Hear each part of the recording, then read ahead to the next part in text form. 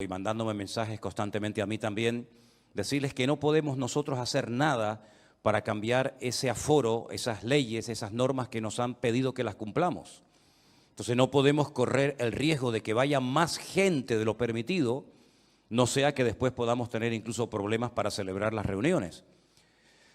Yo sé que hay gente incluso que me ha dicho, bueno, aunque yo no tenga permiso para ir, yo voy a ir y esperamos fuera.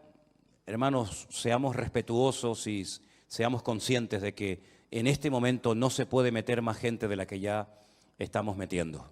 Quiero decir esto sobre todo a los hermanos de México y de otros países, como Estados Unidos y otros países cercanos, que me dicen que quieren ir familias enteras a los cultos, a las reuniones.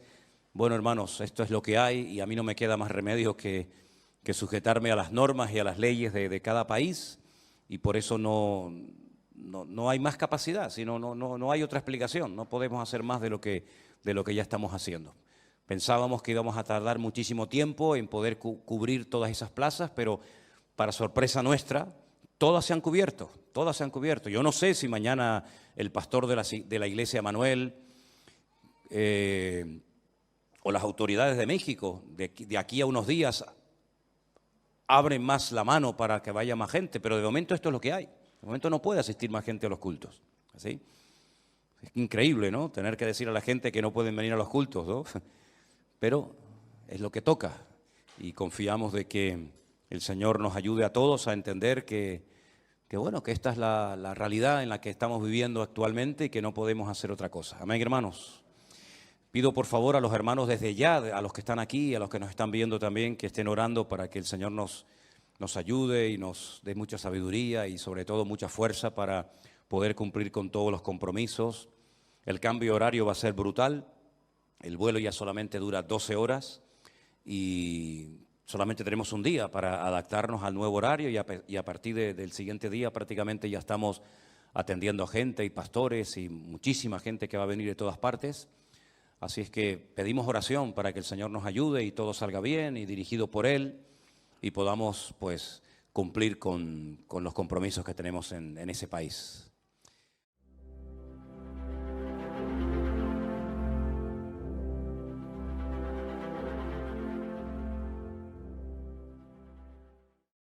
Quisiera que en esta tarde hiciéramos una breve oración antes del mensaje que voy a compartir con ustedes, pidiéndole al Señor que nos hable a nuestros corazones y que podamos salir de aquí fortalecidos y renovados en la fe y que el Señor hable a nuestras vidas como nos tiene acostumbrados. Amén, hermanos. Señor, te damos muchas gracias por esta oportunidad, por este privilegio tan hermoso que nos estás dando de poder disfrutar de este tiempo aquí en tu presencia. Oramos para que esta palabra que va a ser compartida sea de bendición, traiga beneficio, traiga renuevo a nuestras vidas y podamos aprender mucho a través de ella. Te damos gracias por esta oportunidad que nos das en esta tarde de poder estar aquí delante de ti, Señor, sabiendo que tú vas a hablar a través de tu palabra como siempre. Te lo pedimos todo en el nombre de Jesús. Amén y amén. Gloria a Dios.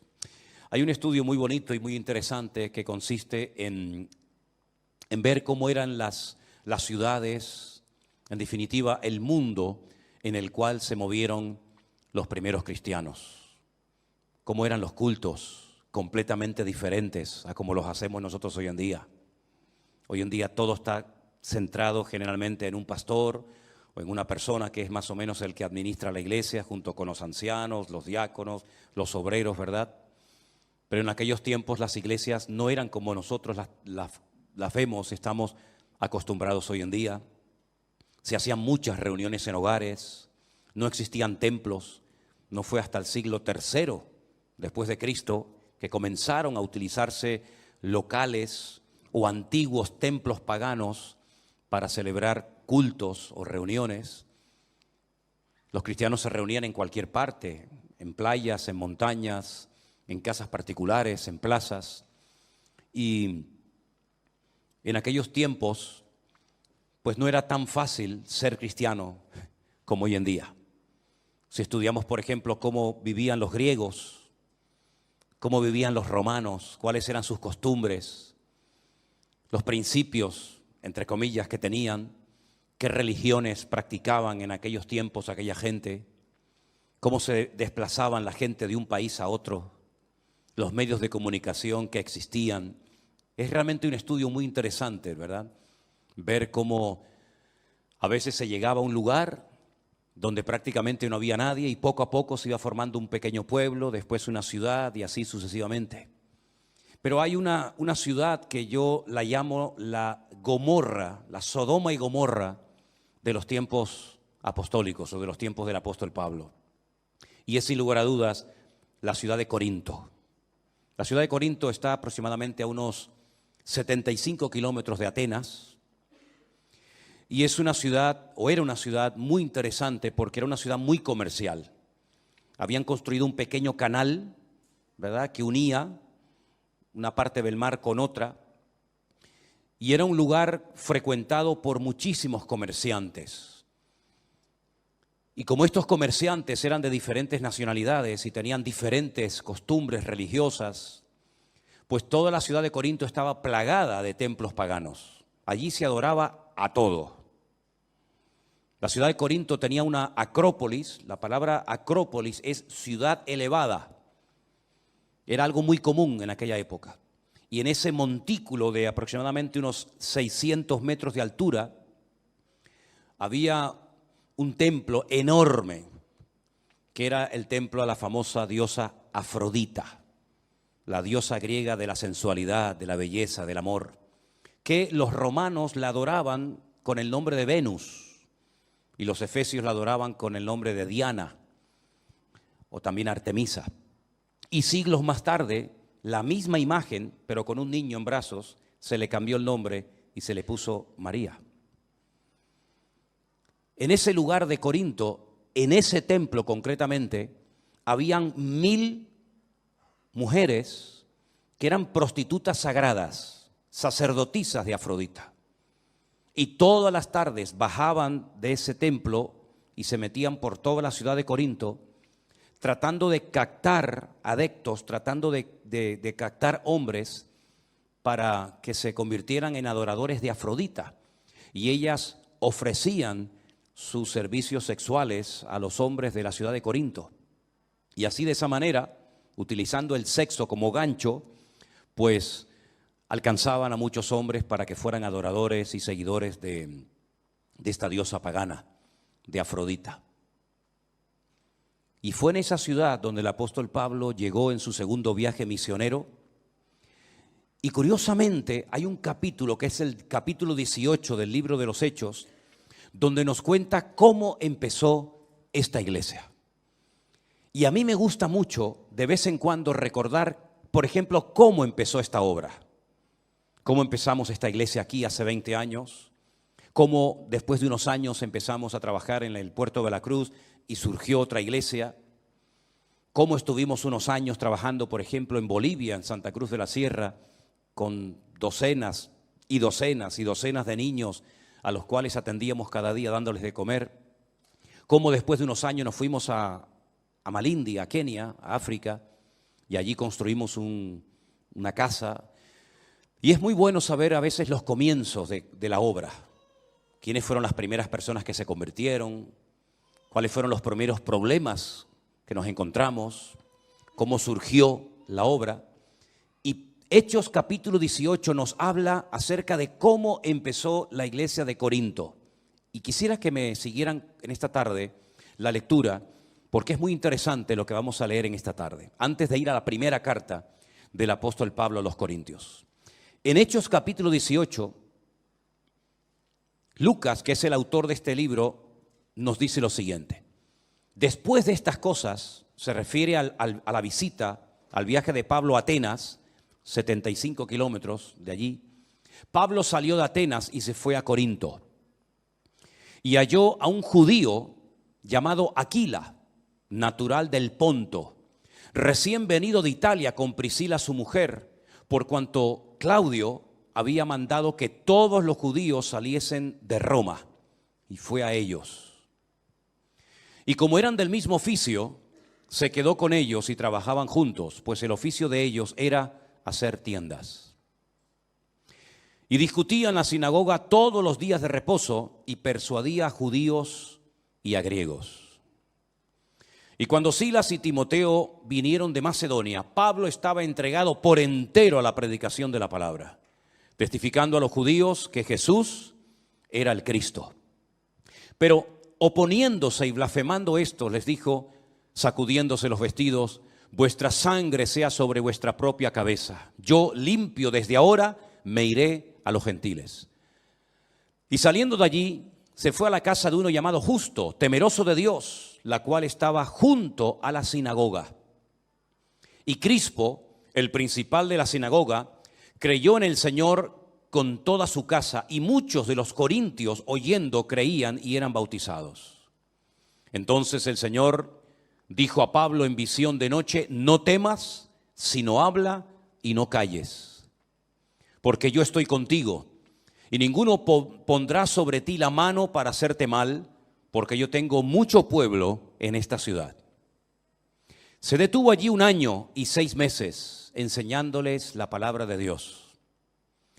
Pero siendo Galión procónsul de Acaya, los judíos se levantaron de común acuerdo contra Pablo y le llevaron al tribunal, diciendo: este persuade a hombres a honrar a Dios contra la ley. Y al comenzar Pablo a hablar, Galión le dijo a los judíos: si fuera algún agravio o algún crimen enorme, oh judíos, conforme a derecho, yo os toleraría. Pero si son cuestiones de palabras y de nombres y de vuestra ley, vedlo vosotros, porque yo no quiero ser juez de estas cosas. Y los echó del tribunal. Entonces los griegos, apoderándose de Sóstenes, principal de la sinagoga, le golpeaban delante del tribunal, pero a Galión nada le daba de ello. Entonces los griegos, apoderándose de Sóstenes, principal de los hermanos, apoderándose de principal de la sinagoga, le golpeaban delante del tribunal, pero a Galión nada le daba de ello. Versículo 18 dice así: mas Pablo, habiéndose detenido aún muchos días allí, después de despedir a los hermanos, navegó a Siria, y con él Priscila y Aquila, habiéndose rapado la cabeza en Cencrea, porque tenía hecho un voto. Llegó a Éfeso y los dejó allí, y entrando en la sinagoga discutía con los judíos, los cuales le rogaban que se quedase con ellos por más tiempo, mas no accedió, sino que se despidió de ellos diciendo: es necesario que en todo caso yo guarde en Jerusalén la fiesta que viene, pero otra vez volveré a vosotros si Dios quiere. Y zarpó de Éfeso. 18 meses ininterrumpidos estuvo el apóstol Pablo en esta ciudad de Corinto. Allí conoció a Priscila, Aquila, un matrimonio que le apoyó muchísimo durante su ministerio, y después, como hemos leído, vino Timoteo y también Silas, y estas personas junto con él y probablemente otros más le ayudaron a fundar la iglesia de Corinto. La iglesia de Corinto tenía muchas particularidades. No fue una iglesia fácil. Como 3 o 4 años después de haber estado trabajando allí, le llega un informe al apóstol Pablo diciéndole que la iglesia está llena de problemas. Muchos hermanos se habían peleado los unos con los otros, se habían formado distintos grupos, y la iglesia estaba realmente siendo afectada por el mundo. En vez de ellos afectar al mundo y a la sociedad corrompida de Corinto, estaba ocurriendo más bien todo lo contrario. La atmósfera espiritual, el ambiente de la ciudad de Corinto, una ciudad de una promiscuidad sexual brutal, una ciudad de carnalidad. Fíjense hasta qué punto que en las obras de teatro de la comedia griega, cuando se quería utilizar la palabra borracho, no se utilizaba directamente la palabra borracho, sino que se decía: este es un corintio, porque era sinónimo de una persona atrapada y dominada por el alcohol. Era una ciudad pervertida, ya digo, era la Sodoma y Gomorra del Nuevo Testamento. Y allí el apóstol Pablo se afincó durante 18 largos meses para predicar la palabra de Dios, y nació esta iglesia. Y ya digo, como 3 o 4 años más tarde le escribe una primera carta donde él responde a una serie de preguntas que los hermanos le están haciendo. Por ejemplo, en el capítulo 7 de Primera de Corintios le están haciendo preguntas acerca del matrimonio. Le dicen a Pablo: bueno, y si mi marido no es convertido y yo sí lo soy, ¿qué hago? ¿Me separo? ¿Me divorcio? ¿Sigo con él? Entonces Pablo en el capítulo 7 de Primera de Corintios le da instrucciones concretas y específicas a las mujeres que tienen maridos inconversos o a los maridos que tienen esposas inconversas y que además tenían hijos. Y él les responde en todo un capítulo a esas preguntas. Le preguntan también acerca del tema de la comida, porque como les acabo de decir, en la ciudad de Corinto había muchos templos, a Apolos, a Afrodita, a todas las divinidades habidas y por haber, y lo que hacían es que llevaban las vacas, llevaban los animales, los sacrificaban, los mataban delante de esos ídolos, en esos templos, y luego vendían esa carne en las carnicerías para que la gente comiera de ellos. Entonces los cristianos decían, está bien que nosotros comamos carne que ha sido por la mañana sacrificada, por ejemplo, a uno de los tantos ídolos de la ciudad. ¿Podemos comprar esas carnes a esa gente y comer de ella? Entonces Pablo, por ejemplo, en el capítulo 8 de Primera de Corintios les dice lo que tienen que hacer acerca de la carne que previamente había sido sacrificada a los ídolos. También hay muchas preguntas que le hacen al apóstol Pablo acerca de cómo moverse, cómo saber el don espiritual que uno tiene. El apóstol Pablo dedica 2 capítulos muy interesantes, por cierto, el 12 y el 14 de Primera de Corintios para traer luz y para aclarar cuáles son los dones del Espíritu Santo y cómo se tienen que ejercer ordenadamente en la iglesia. Les dije en una ocasión, ¿se acuerdan?, que hay 2 listas en la Biblia acerca de los dones del Espíritu Santo. Romanos capítulo 12 y en Primera de Corintios capítulo 12. Él menciona 9. Y él dice que los dones del Espíritu Santo tienen que ser administrados con orden. Las personas que se levantaban para traer una palabra a la iglesia, tenía que haber un orden. No podían hablar todos al mismo tiempo. Por ejemplo, en el capítulo 14 él habla acerca de cómo ejercer correctamente el don de hablar en otras lenguas con la correspondiente interpretación, porque había un desorden, un caos dentro de la iglesia, hasta el punto que Pablo dice, cualquier inconverso que entre a vuestras congregaciones van a pensar que estáis locos, van a pensar que estáis locos, porque nosotros no nos reunimos para hablar en lenguas, pero si se hablan lenguas en la iglesia, tiene que ser con este orden que él establece en la iglesia de Corinto, ¿verdad? Y si alguien dice, no, es que no puedo evitar hablar en lengua, no puedo evitar hacer esto o aquello, Pablo dice, no. En nuestras iglesias esa no es nuestra costumbre. Eso no es lo que yo enseño ni en Corinto, ni en Tesalónica, ni en Éfeso, ni en Colosas. En nuestras iglesias tiene que imperar y reinar el orden y la paz, no la confusión. Porque todo lo que Dios hace, lo hace en orden, para traer edificación, para traer exhortación, para traer aliento a la iglesia y no para traer confusión y muchísimo menos para crear un mal testimonio en la ciudad. Entonces él establece un orden y dice, y el espíritu de los profetas está sujeto a los profetas, ¿verdad? Hágase todo decentemente y con orden, es la regla que el apóstol Pablo establece allí. Le hacían muchas preguntas también, sobre todo porque los griegos no creían que la gente podía resucitar. Des en cuenta que cuando Pablo viene, por ejemplo, de Atenas, él se va al Areópago, donde estaban las personas que estaban siempre tratando de encontrar alguna enseñanza, alguna filosofía nueva para entretenerse realmente, ¿no? Entonces Pablo aprovecha la oportunidad y va allí y les da un mensaje muy interesante. Dice, pero que cuando llega el tema de la resurrección, le dijeron, bueno, ya te oiremos otro día, como diciendo, hasta aquí hemos llegado. Hasta ahora el mensaje ha sido muy interesante, pero eso de la resurrección, los griegos como que no. Entonces ellos, que la mayoría de ellos eran de origen griego y habían salido del paganismo, de la idolatría, pues tenían muchas preguntas acerca de la resurrección. Y bueno, ¿y la resurrección cómo va a ser? ¿Cómo vamos a resucitar? ¿Con este mismo cuerpo? ¿Con otro cuerpo diferente? ¿Y cuándo será? ¿Y cómo será? Entonces Pablo, todo el capítulo 15 de Primera de Corintios lo dedica para aclarar dudas acerca del tema de la resurrección. Pero independientemente de las preguntas que le hacen al apóstol Pablo, la iglesia de Corinto tenía fundamentalmente 5 grandes problemas. Vamos a ver en el capítulo 3, por favor, parte de la lectura se ha leído esta tarde. A partir del versículo 3, Pablo dice: aún sois carnales, pues habiendo entre vosotros celos, contiendas y disensiones, ¿no sois carnales y andáis como hombres? Porque diciendo el uno, yo ciertamente soy de Pablo, y el otro, yo soy de Apolos, ¿no sois carnales?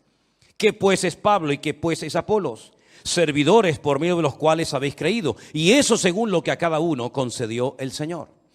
Pablo no va a tolerar bajo ningún concepto que la iglesia internamente se divida en grupos, unos a favor de unos, otros a favor de otro, en contra de otro, sino que Pablo dice: mira, el Señor a mí me utilizó para sembrar la iglesia en la ciudad, y después vinieron otros ministerios, como por ejemplo el de Apolos, que vino a regar la semilla que yo había plantado, pero ni él ni yo somos lo más importante, porque al fin y al cabo el que está dando el crecimiento es el Señor, y la gloria y la honra no se la damos a los hombres, sino se la damos solamente a nuestro Dios, ¿verdad? Y ese era un problema que había en la iglesia de Corinto, que había grupos, parecía una sola iglesia, pero realmente eran muchas iglesias dentro de una misma iglesia.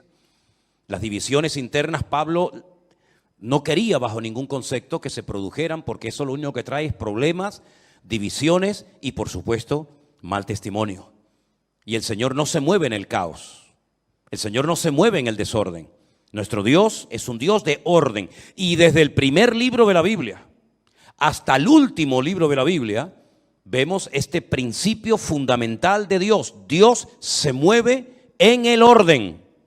Todo lo que usted haga que no esté en orden, no esperes que Dios te respalde. No esperes que Dios te bendiga. No esperes que Dios, si me permiten, haga la vista gorda, diciendo, bueno, no pasa nada. No, Dios es un Dios de orden. Lo mostró en Génesis 1 en la creación, lo mostró en la familia, lo mostró en la construcción del tabernáculo, lo mostró en la organización de las 12 tribus de Israel, lo mostró en la familia, lo mostró absolutamente en todo, y por supuesto también en la iglesia. Si nuestras vidas no están en orden, difícilmente estarás con la bendición de Dios, porque Dios no se mueve, repito, en el caos, en el desorden y en las divisiones. Amén, hermanos.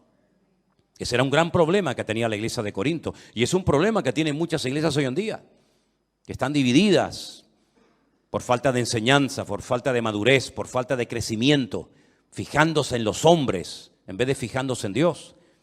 Esa es una de las cosas que queremos desde el primer día que pisemos México, cuando Dios nos permita llegar allí, dejar bien claro que la gloria y la honra se la tenemos que dar única y exclusivamente al Señor, y del hombre yo no espero nada, pero de mi Dios lo espero absolutamente todo. Y hay de aquellos que pongan su mirada en los hombres, porque lo único que se van a llevar son desilusiones. Otro problema que había en la iglesia, que se menciona en el capítulo 5, es incesto. En el capítulo 5, a partir del verso 1, dice: se oye que hay entre vosotros fornicación, y tal fornicación cual ni aún se nombra entre los gentiles, tanto que alguno tiene la mujer de su padre. Esto dice, a pesar de la corrupción y de la promiscuidad sexual de la ciudad de Corinto, esto no era algo que se practicaba en aquel tiempo, que un hijo tuviera relaciones sexuales con la mujer de su padre, con su madrastra. Y este hombre venía a la iglesia y se congregaba como uno más. Y cuando a Pablo le informan de esto, dice: ustedes están envanecidos. ¿No deberíais más bien haberos lamentado para que fuese quitado de medio de vosotros el que cometió tal acción? Ciertamente yo, como ausente en cuerpo, pero presente en espíritu, ya como presente juzgado al que tal cosa ha hecho. En el nombre de nuestro Señor Jesucristo, reuníos vosotros y mi espíritu con el poder del Señor Jesucristo, y el tal sea entregado a Satanás para la destrucción de la carne, a fin de que el espíritu sea salvo en el día del Señor Jesús.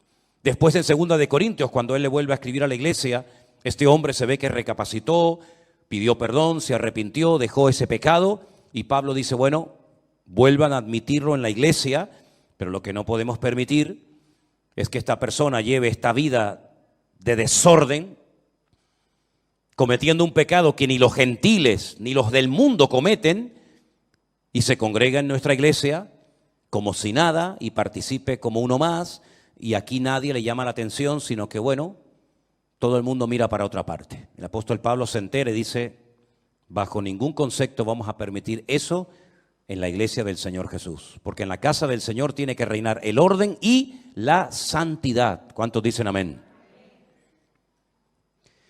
También había problemas entre hermanos. Capítulo 6, versículo 1 dice, ¿osa alguno de vosotros cuando tiene algo contra otro ir a juicio delante de los injustos y no delante de los santos? ¿No sabéis que los santos han de juzgar al mundo? Y si el mundo ha de ser juzgado por vosotros, ¿sois indignos de juzgar cosas muy pequeñas? ¿O no sabéis que hemos de juzgar a los ángeles? ¿Cuánto más las cosas de esta vida? Si pues tenéis juicios sobre cosas de esta vida, ¿ponéis para juzgar a los que son de menor estima en la iglesia? Hermanos que se denunciaban, iban a los tribunales, iban a los jueces, a las autoridades del mundo para arreglar sus problemas que tenían que haberlo arreglado con la bendición y con la paz del Señor, en oración, con un buen espíritu, con una buena actitud. Se denunciaban los hermanos y claro, imagínate los del mundo, los de afuera, cuando se enteraban que había problemas entre los hermanos y se denunciaban los unos a los otros.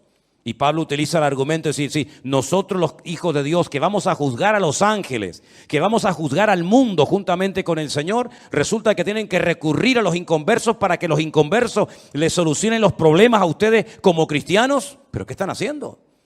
Ese problema también lo había en la iglesia de Corinto.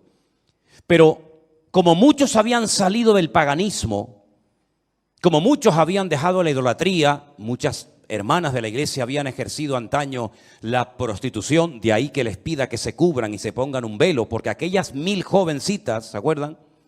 Aquellas 1000 sacerdotisas del templo de Afrodita, sí, eran prostitutas, pero ¿cómo se diferenciaban estas mujeres de una mujer normal de Corinto, que vestían con unos peinados y con unas ropas tremendas? Pues porque eran calvas, les habían rapado completamente la cabeza. Y cuando tú veías a estas jóvenes por las calles con su pelo rapado, no es que tuvieran una enfermedad que se les caía el pelo, sino que era un voto que habían hecho, ¿verdad?, de raparse el pelo para dedicar sus cuerpos por entero a la prostitución sagrada, dándole culto a Afrodita, ¿verdad?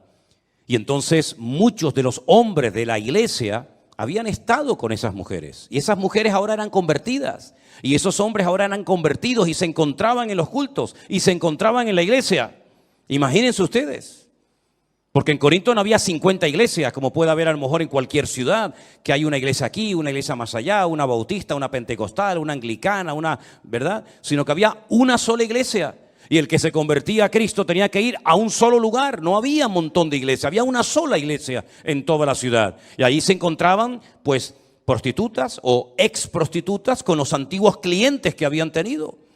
Y entonces había que poner orden dentro de la iglesia y enseñarles a los miembros a vivir esa vida nueva que ahora tenían en Cristo. Y verse los unos a los otros, no como un cliente ni como un objeto, sino como hermanos en Cristo. Y en el capítulo 5 Pablo dice, os he escrito por carta, verso 9, que no juntéis con los fornicarios. No absolutamente con los fornicarios de este mundo, con los avaros o con los ladrones o con los idólatras, pues en tal caso os sería necesario salir del mundo. Más bien os escribí que no os juntéis con ninguno que llamándose hermano, escuche esto, llamándose hermano, fuera un fornicario, un avaro, un idólatra, un maldiciente, un borracho, un ladrón, con esa persona ni coman. Una persona que va a la iglesia, que dice que es cristiano, y es un borracho, es un ladrón, es un avaro, es un fornicario, con ese ni coman. Porque, ¿qué razón tendría yo para juzgar a los que están fuera? ¿No juzgáis vosotros a los que están dentro? Es decir, el apóstol Pablo lo que está diciendo es, miren, yo no les he dicho que ustedes no pueden hablar con gente del mundo que practican todo tipo de pecados. Yo no les he dicho eso. Si yo les hubiera dicho que no hablaran con borrachos, con prostitutas, con ladrones, con avaros, con idólatras, pues se tendrían que ir a vivir a otro planeta. Porque en la calle, en el mundo, los inconversos, los que no tienen a Cristo en su corazón, los que no han puesto su vida en orden y los que no viven en santidad, pues lógicamente están atrapados, son esclavos de uno o varios pecados de los que acabo de mencionar. El apóstol Pablo dice, no, ustedes me han interpretado mal mis palabras. Yo no les dije que no se juntaran con esas personas, porque si no se juntan, si no le hablan a esas personas, ¿cómo lo van a ganar para Cristo? Yo lo que les he dicho y la enseñanza que les he dado es esta. Si hay gente en la iglesia que son idólatras, avaros, ladrones, fornicarios, etcétera, etcétera, no os juntéis con esa persona. Para que no piense el mundo que se puede venir a la iglesia y seguir practicando el pecado y seguir viviendo igual que como vivíamos antes y no pasa nada. Para que se avergüencen y para que recapaciten de que la vida cristiana no es un relajo, sino la vida cristiana es algo serio en el que tenemos que dar un fiel testimonio de lo que Cristo ha hecho en nuestras vidas. Amén, hermanos. Tiene que haber un cambio en nosotros. Las mujeres no pueden comportarse como se comportaban antes de conocer al Señor, ¿verdad? Imagínense estas, no digo las 1000, pero imagínense que 200 de estas prostitutas se convirtieran al evangelio y ahora vinieran a la iglesia. Pues habría que enseñarles a, mire hermana, si no se puede vestir usted a partir de ahora, porque usted se vestía de esa manera para atraer y seducir a los hombres, pero ahora el objetivo no es atraer y seducir a los hombres a través de su cuerpo, sino glorificar a Dios. Por eso Él dice, presentad vuestros cuerpos en sacrificio vivo, santo, agradable a Dios, ¿verdad? Y así como antes presentabais vuestros miembros, los miembros de vuestro cuerpo para el pecado, presenten ahora esos miembros para honrar, para servir y para glorificar a Dios. Y tenían que enseñarle a vestir, a hablar, a caminar, a comportarse a esas mujeres que habían vivido pues en ese mundo. Y a los hombres que habían sido toda la vida unos mujeriegos, o unos borrachos, o unos idólatras, había que decirles, no, a partir de ahora ya no se puede vivir así. Nuestra forma de hablar, nuestra forma de comportarnos, nuestra forma de actuar tiene que ser completamente diferente, porque ahora no somos como los del mundo que no conocen a Cristo. Ahora somos cristianos, embajadores de Cristo. Y nuestra imagen, la imagen que tenemos que proyectar, no es la de una mujer sensual o un hombre sensual, una persona que utiliza, digamos, los atributos de su cuerpo para seducir a nadie. No, nada más lejos de la realidad. Ahora la gente tiene que mirar en nosotros un cambio, tienen que ver que ahora somos gente que ha nacido de nuevo y que nuestros apetitos, nuestros deseos, nuestros hábitos, nuestras costumbres son completamente diferentes a como éramos antes de conocer al Señor. Amén, hermanos. Por eso hay que pedirle al Señor, Señor, quítame cualquier vestigio de carne que pueda haber en mi vida. Quita de mi vida la mala mirada, la mala conversación, malos deseos, malas inclinaciones. Que el Señor limpie nuestros ojos, que el Señor limpie nuestros oídos, nuestra boca, nuestros labios, que el Señor nos cambie y nos transforme completamente de arriba abajo, para que el mundo vea que ya no somos ni la sombra de lo que éramos antes de conocer a Cristo como nuestro Señor y Salvador personal.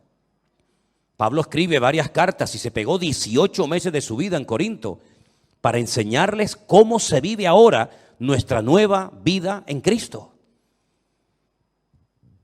Porque nosotros no solamente tenemos que ser cristianos dentro de la iglesia, sino sobre todo cuando salimos de nuestros templos, cuando salimos de nuestros lugares de culto, tenemos que seguir comportándonos y hablando y viviendo y pensando y reaccionando como cristianos. Amén, hermanos. No es un disfraz, no es una chaqueta que me pongo. Me visto de cristiano, vengo el domingo a la iglesia con carita de niño bueno, con carita de niña buena, y luego salgo y soy un mujeriego, un borrachuzo, atrapado a los vicios de este mundo, enganchado a las loterías, enganchado a la pornografía, una promiscuidad sexual brutal. No, usted no ha entendido nada, amigo. Usted no ha entendido nada, hermana. En Cristo tenemos que cambiar en todo, pero no solamente por dentro, sino en algunos casos también por fuera, ¿sí o no? Y eso es lo que al mundo le va a sorprender, si oye, este hombre, esta mujer habla, se comporta de una forma diferente cuando esta persona yo lo conozco de toda la vida y fue así, pero ahora es otra persona y gloria a Dios, y comienzan a decir las personas que te conocían, oye, no te conozco, no eres ni la sombra de lo que eras. Y entonces le vas a decir, el motivo por el que soy otra persona es porque Cristo vive en mí, porque Él ha cambiado mi vida y ahora mi vida está para darle honra y gloria al Señor y no para atraer la atención hacia mi persona. Esto no se aprende en 2 días. Imagínese que usted haya sido una persona atrapada a todo tipo de juegos. Esta gente que se pega horas y horas y horas jugando en una maquinita y echando monedas y monedas y monedas, y ahora de repente dice que te has convertido. ¿Tú crees que de la noche a la mañana se te va a ir el deseo? Bueno, en algunos casos sí, pero en otros casos no. Y vas a tener que pedirle a Dios que te ayude a organizar tu economía, que antes cobrabas y tenías un montón de dinero y a la semana estabas sin un duro, sin un céntimo. Y ahora tienes que pedirle al Señor, ayúdame a administrar para que yo incluso pueda ayudar a otras personas. Tal vez antes de conocer a Cristo te vestías de una manera que en vez de cubrirte lo que hacías que te descubría, lo que llevabas en tu corazón. Pues a lo mejor habrá ciertas prendas que habrá de decir, yo esto no me lo puedo volver a poner otra vez, porque entonces lo que estoy haciendo es el mismo perro pero con distinto collar. Y ahora lo que quiero es dar gloria a Dios y glorificar al Señor, ¿sí o no? Esa es la vida de un cristiano. La vida de un cristiano no es dejar de ir a misa y venir al culto, dejar de tomar la hostia y venir ahora a tomar el pan y el vino. La vida de un cristiano es vivir como Cristo vivió. Como Él hablaba, tenemos que pedirle al Señor, Señor, yo quiero hablar y comportarme y pensar y reaccionar y vivir como tú lo hacías. Y yo no sé cómo tú tratabas antes a tu marido, o cómo tú tratabas a tu mujer, o a tus hijos, o a tus padres. Pero sería bueno que leyeras la Biblia y te preguntaras, ¿yo me estoy comportando como un marido cristiano o como uno más? ¿Yo me estoy comportando con mi familia, con mi marido, con mis hijos, como una auténtica mujer cristiana o sigo siendo la mundana de toda la vida? ¿Soy un hijo que obedece a sus padres y que honra a sus padres o sigo siendo el niño malcriado y caprichoso que siempre pedía y pedía y pedía y lloraba y pataleaba y se enfadaba cuando no le daban lo que querían? Si todas las áreas de nuestra vida, todo, absolutamente todo, tiene que ser cambiado por el Señor. Pero para cambiar, uno tiene que querer cambiar. Y el Señor lo va a hacer. Había desorden en la Santa Cena. Nosotros, saben que una vez al mes celebramos la Santa Cena, ¿verdad? Le damos el pan y el vino a cada persona que va a participar. Pero miren lo que dice 1 Corintios capítulo 11. 1 Corintios capítulo 11 dice, a partir del verso 17, al anunciaros esto que sigue, no os alabo, hermanos, porque no os congregáis para lo mejor, sino para lo peor. Pues en primer lugar, cuando os reunís como iglesia, oigo que hay entre vosotros divisiones. ¿Y saben lo que dice Pablo? En parte lo creo. Pablo no dice, no, esto no puede ser, imposible. Imposible que mis hermanos de la iglesia de Corinto estén divididos. Imposible. No, él dice, lo creo. Conociéndoles yo a ustedes, en parte yo creo que hay divisiones en la iglesia. Porque es preciso, versículo 19, que entre vosotros haya disensiones para que se hagan manifiestos entre vosotros los que son aprobados. Cuando pues os reunís vosotros, esto no es comer la cena del Señor. Porque al comer, cada uno se adelanta a tomar su propia cena y uno tiene hambre y otro se embriaga. Pues ¿qué? ¿No tenéis casas en las que podáis comer y beber? ¿O menospreciáis la iglesia de Dios y avergonzáis a los que no tienen nada? ¿Qué os diré? ¿Os alabaré? En esto no os alabo. La gente se ve que llevaba su comida a la iglesia y ya se quedaban en la iglesia a comer. Y claro, había gente pudiente en la iglesia y gente pobre, como siempre ha habido. Gente con más y con menos capacidad económica. Y dice la Biblia que algunas personas tenían hambre y se iban hambrientos de la iglesia. Y otras personas tenían tanta abundancia de comida y de bebida que hasta se emborrachaban dentro de la iglesia, dentro de los cultos, del lugar donde se habían decidido congregar. Y claro, cuando a Pablo le decían, mira, tú sabes que hay hermanos que tienen hambre y van al culto y salen con hambre. Y al lado a lo mejor hay una mesa de unos hermanos ricos y tienen de todo. Y en vez de compartir con los hermanos que tienen hambre y necesidad, no son capaces de decirle, hermano, ¿quiere usted comer un poco de nuestra comida? Hermano, tenga un platito y disfrute juntamente con nosotros. Son incapaces de compartir la bendición. Y no solamente no comparten, sino que además hasta llegan a emborracharse, porque en vez de llevar una pequeña cantidad simbólica para participar del pan y del vino, llevan tanta cantidad que se pasan y se embriagan y se emborrachan en la iglesia. Gracias a Dios yo nunca he visto esto en esta iglesia. Amén, hermanos. Gracias a Dios yo nunca he visto esto, ni lo veré. Pero que personas hambrientas salgan hambrientas de una iglesia cuando hay una celebración, una comida, un banquete, un ágape, y póngale el nombre que quiera, eso es una vergüenza para la iglesia. Eso sería terrible, ¿verdad? Ver a gente hambrienta que viene a la iglesia en un día de comida y se van hambrientos. ¿Pero cómo puede ser? ¿Cómo se pueden llamar esa gente cristianos? ¿Dónde está el amor de Cristo en esa familia, en esa persona que trae tanta comida, que le sobra, que después mucha de esa comida la va a tirar a la basura y un hermano, una familia al lado de ella o de él se fueran hambrientos de la iglesia? A Pablo todo esto lo ponía malo. A Pablo todo esto le traía dolor en el corazón y Pablo llegó a decir: por ustedes tengo tanto dolor, que se comparó a una mujer que está a punto de dar a luz. Fíjense los dolores que tenía Pablo por esta gente. Tenía dolor, tenía tristeza, le pesaba en el corazón o escuchar, oír estas noticias de una iglesia que él amaba tanto, por la cual había trabajado tanto y donde había estado 18 meses de su vida con hombres de Dios como Silas, Timoteo, Apolos, Priscila, Aquila, su marido, y ver ahora, 3 o 4 años después, a la iglesia en estas condiciones le causaba una tristeza tremenda. Porque la iglesia tiene que ir cada vez a mejor. Cada vez tenemos que estar más firmes, más maduros, más constantes, más fieles al Señor. Cada vez tenemos que tener las doctrinas más claras en nuestra vida. No ser niños fluctuantes que ahora sí, ahora no, ahora creo, ahora no creo.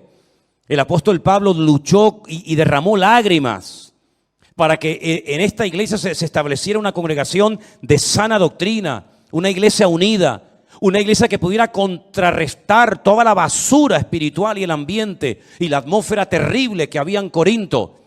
Y lamentablemente vemos que el ambiente de la ciudad se metió dentro de la iglesia hasta el punto que dentro de la iglesia se cometían casi los mismos pecados que se cometían en los templos paganos de la ciudad de Corinto. ¿Y cómo no le iba a doler a Pablo eso? Imagínense ustedes si el Señor Jesucristo hubiera entrado un día en un culto normal de la iglesia de Corinto. Imagínense cómo hubiera reaccionado el Señor si entra a una iglesia donde supuestamente se le está dando honra, gloria y culto a Él y se encuentra uno borracho, al otro acostándose con su madre, al otro criticando a este hermano, al otro insultando a la otra hermana, al otro yendo al juez para presentar una denuncia contra este hermano. ¿Cómo hubiera reaccionado el Señor si hubiera entrado un día físicamente a esa congregación? Pues yo creo que hubiera actuado exactamente igual que cuando entró al templo de Jerusalén en su época, cuando dice la Biblia que entró y comenzó a volcar las mesas de los cambistas y comenzó a echar a patadas a toda la gente que estaba allí comerciando en el templo y dijo aquello de: habéis convertido mi casa de oración en una cueva de ladrones. Amén, hermanos. No me extraña que la gente fuera al estanque de Betesda, que está muy cerca, ¿saben? Los que han estado allí conmigo saben que el templo y el estanque de Betesda está muy cerquita, muy cerquita. No me extraña que con este ambiente espiritual, no me extraña a mí que con este mal testimonio y con este mal ejemplo del templo, de los sacerdotes, de Anás, de Caifás, etcétera, la gente prefiriera irse a una piscina de agua putrefacta esperando a un supuesto ángel que decían que venía, que nunca vino ningún ángel.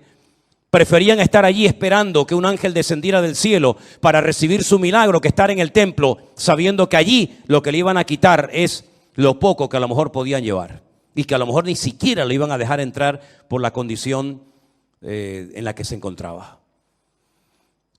Y a mí me gustaría que en esta tarde todos y cada uno de nosotros tomáramos conciencia de que yo no estoy hablando de un templo pagano, yo no estoy describiendo cómo era un culto de Afrodita, de Apolos, de Venus, de estas divinidades, sino estamos hablando de una iglesia local, una iglesia que podría ser nuestra congregación. ¿Y por qué el Señor permitió que nosotros, los cristianos de 2000 años después de esto, nos enteráramos de este relajo y de este desorden en la iglesia? ¿Por qué no pasó la página y dice: bueno, eso no lo cuentes? Cuenta las cosas bonitas. Por ejemplo, mira, habla de la iglesia de los filipenses, que es una buena iglesia. Al fin y al cabo solamente hay 2 hermanitas ahí que están peleadas una con otra, Evodia y Síntique, pero bueno, son 2 nada más dentro de mucho. Habla de los filipenses o habla de otra iglesia. ¿Por qué el Señor permitió Porque el Señor inspiró con su Espíritu Santo al apóstol Pablo para que escribiera esta carta y nos contara todos los desórdenes, el pecado, la basura, las divisiones, el incesto que había en esa congregación, para que nosotros tengamos ejemplos a no imitar. Y para que sepamos que si bajamos la guardia podemos llegar a vivir un cristianismo tan carnal como el que ellos vivieron. Porque esta iglesia empezó muy bien. Esta iglesia no empezó mal. Esta iglesia empezó muy bien, y cuando el apóstol Pablo, si quieren venir conmigo al capítulo 1, les dirige la primera carta, miren lo que les dice. Pablo, llamado a ser apóstol de Jesucristo por la voluntad de Dios, y el hermano Sóstenes. Es interesante notar que Sóstenes y un hermano llamado Crispo eran los líderes de la sinagoga de Corinto, que se convirtieron juntamente con el Señor y se hicieron miembros de la iglesia de Corinto. Y ahora le escriben una carta a la iglesia y le dice: a la iglesia de Dios que está en Corinto. Y ahora mira lo que dice Pablo: a los santificados en Cristo Jesús. Es decir, a los que han sido llamados, a los que han sido llamados aparte. Eso es lo que significa ser santos o santificados, ser llamados aparte, sacarlos de, en este caso, de la idolatría, del paganismo, de toda esa basura. Ustedes han sido llamados para ser santos en Cristo Jesús.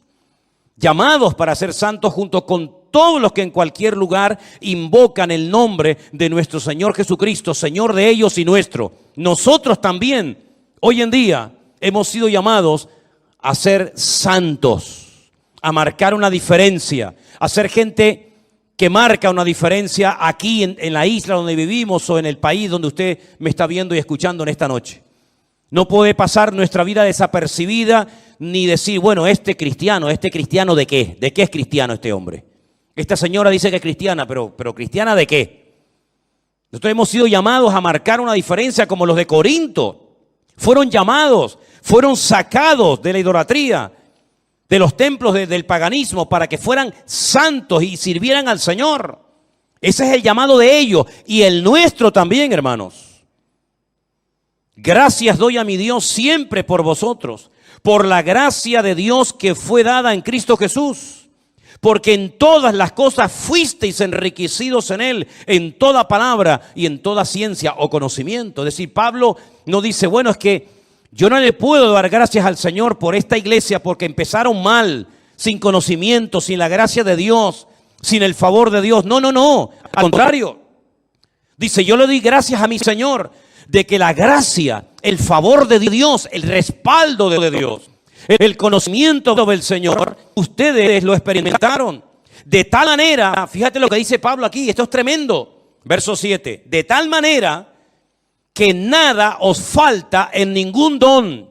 ¿Cuántos dicen amén? No es que la iglesia estuviera mal porque le faltaba algo. No, a ustedes no les falta de nada.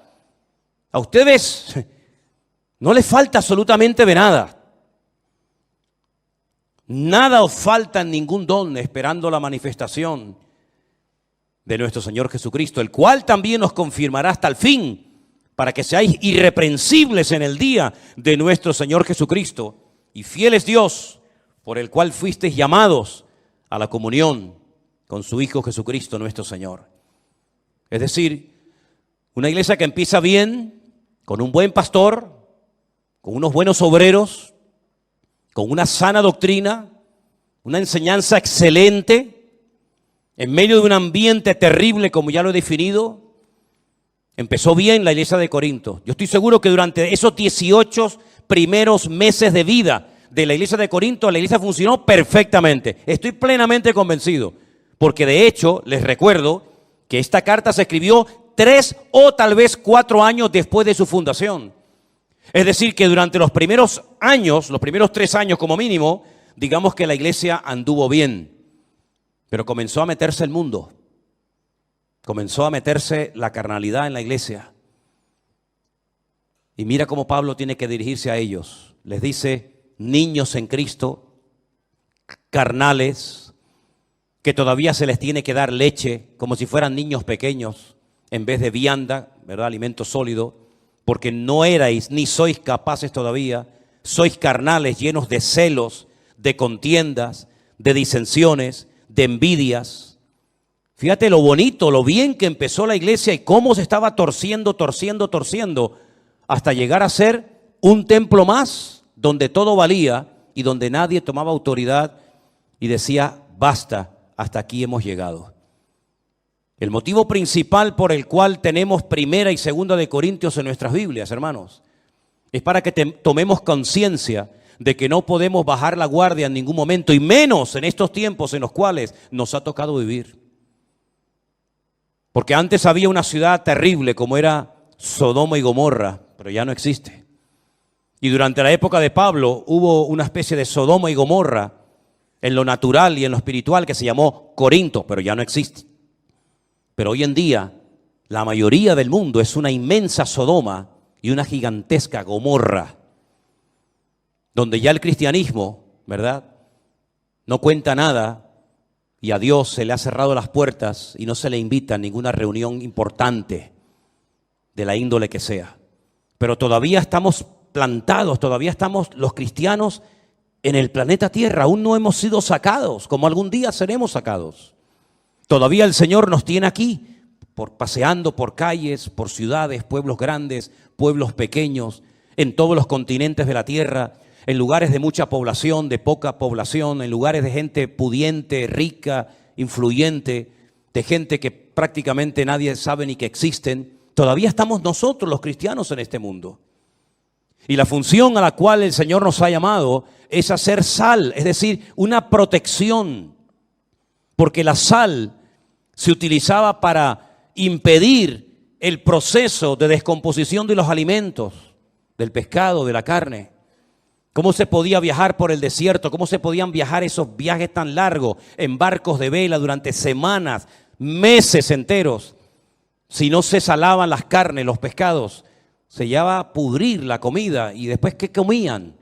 Entonces la sal era algo fundamental, hasta el punto que de ahí viene hasta la palabra salario. Se le pagaba con sal a los obreros en algunas ocasiones, porque la sal era un elemento fundamental, era como el hielo, como un congelador hoy en día que, ya digo, evitaba el proceso de descomposición de los alimentos.